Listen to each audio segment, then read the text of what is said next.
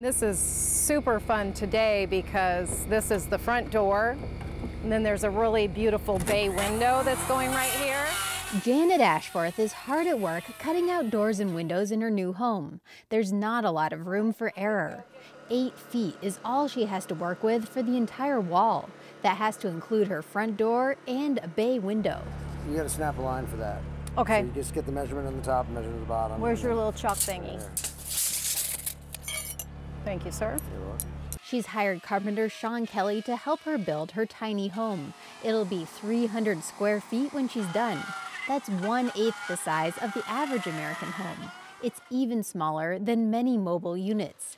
But that's not new for Ashforth. A few years ago, after the economy tanked, I found myself living in a trailer. And what I discovered was I really enjoyed living small like that. But what I didn't like is trailers are kind of ugly. Then she found out about the tiny home movement.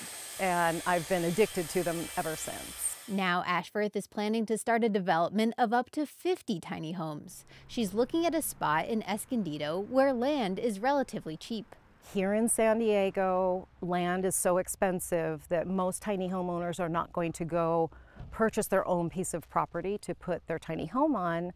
And so I knew that to have a successful tiny home company, I also needed to start a community here in San Diego. Her company is called Habitat Tiny Homes. The median price of an Escondido home is $390,000, but her tiny homes will cost less than $25,000. In fact, I already have people who are putting down $1,000 reservation deposits to reserve their space within the community. But first, she has to finish her own home.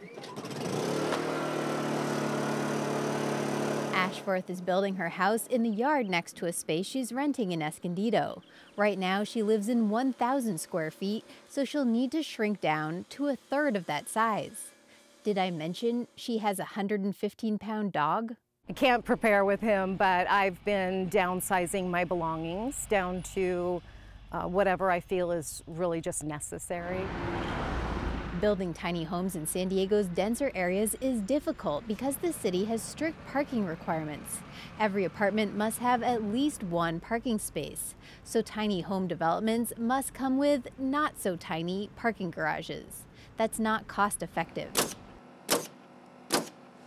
But in Ashforth's development, each home will have a carport topped with solar panels. She says her focus is setting up an environmentally sustainable community.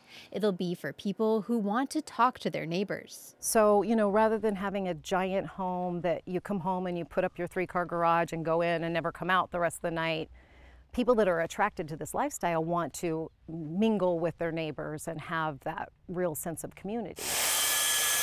Ashforth is ready for her move next month. She says it's freeing to get rid of her extra stuff. Claire Tregesser, KPBS News.